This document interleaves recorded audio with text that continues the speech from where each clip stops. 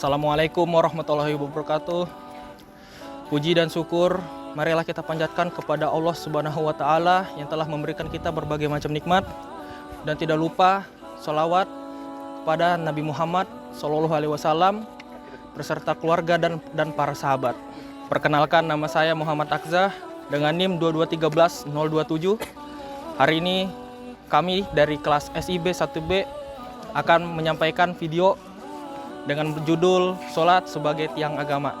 Semoga apa yang akan kami sampaikan dapat kita semua pahami, dan jika ada tutur kata yang salah, kami mohon maaf sebesar-besarnya. Terima kasih. Wassalamualaikum warahmatullahi wabarakatuh.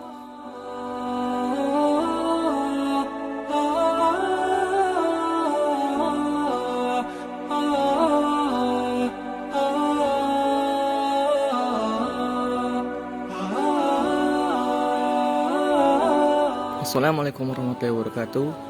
Alhamdulillah, asyhadu an la ilaha illallah wa asyhadu anna Muhammadan abduhu wa rasuluh. Hadirin yang dimuliakan oleh Allah Subhanahu wa taala.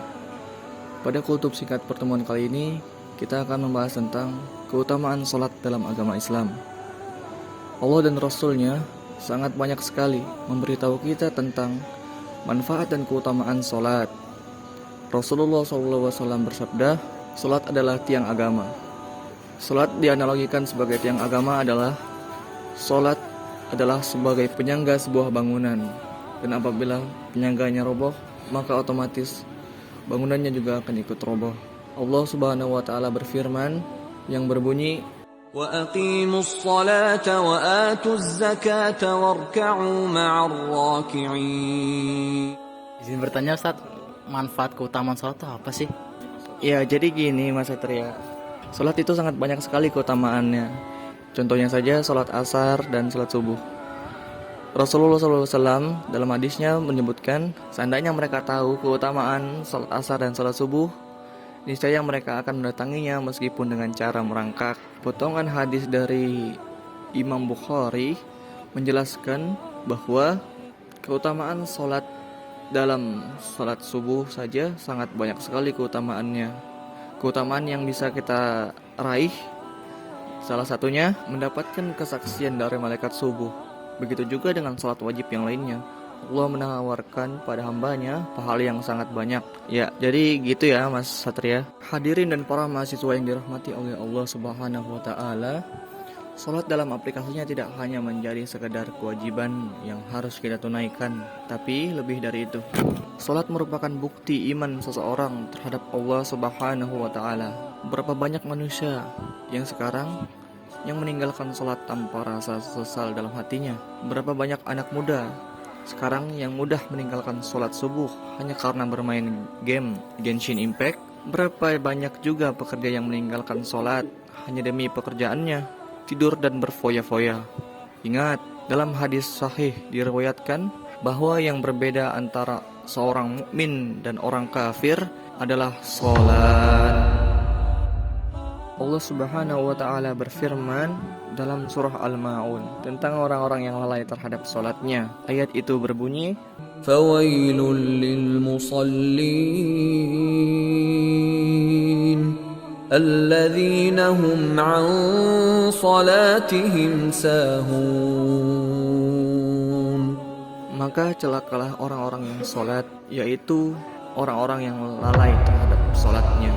Allah Subhanahu wa taala mensifati orang-orang yang lalai terhadap salatnya dalam kalimat celaka. Kalimat celaka ini biasanya juga Allah pakai untuk mensifati orang kafir dan munafik. Berarti dengan kata lain, orang yang lalai terhadap salatnya bisa disejajarkan dengan orang-orang kafir dan munafik.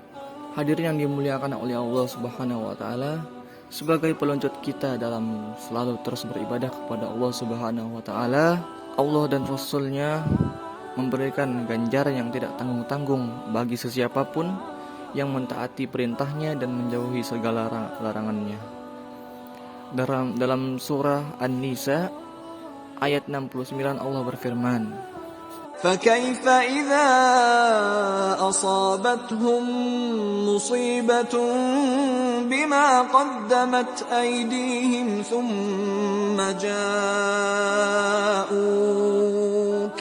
ثم جاءوك يحلفون بالله إن أردنا إلا إحسانا وتوفيقا.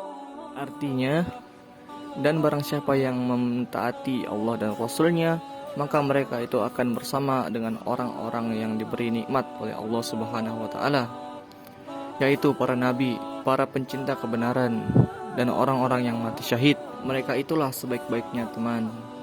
Akhirnya, sebelum kita mengakhiri kultum singkat pada kali ini, marilah kita berdoa kepada Allah Subhanahu wa taala agar dijauhkan dari perbuatan yang sengaja meninggalkan sholat dan didekatkan dengan orang-orang yang senantiasa melaksanakan sholat dan saling menasehati dalam kebenaran dan kebaikan. Mungkin itu saja yang dapat saya sampaikan. Wabillahi taufiq wal hidayah. Wassalamualaikum warahmatullahi wabarakatuh.